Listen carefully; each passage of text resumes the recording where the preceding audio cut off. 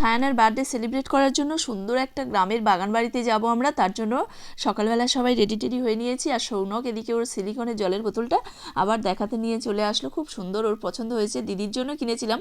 আর দেখো আমরা সবাই বারুইপুর স্টেশনে জড়ো হয়েছি, তারপরে আবার এই মথুরাপুর স্টেশনে নেমে গেছি। এবছর বেশ কয়েকবার মথুরাপুর স্টেশনে চলে এলাম।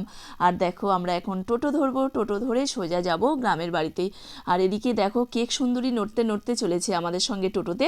তারপরে দেখো আমরা নেমে গেছি। আর এদিকে মধুমিতা আমাদের জন্য ওয়েট করছিল রাস্তার ধারে। তো এই বাড়িটার মধ্যে আমরা ঢুকছি, এর মধ্যে অনেক কিছু দেখার আছে, সুন্দর পরিবেশ। মধুমিতার সঙ্গে বাগান বাড়িতে তো ঢুকেই গেলাম, ঢুকেই দেখি কমলা লেবুর গাছ, এখানে আছে মোসাম্বি লেবুর গাছ, অনেক গাছপালা আছে। আর এই যে বাড়িটা, এখানে বড় একটা ঝিল আছে, এর মধ্যে অনেক মাছও আছে।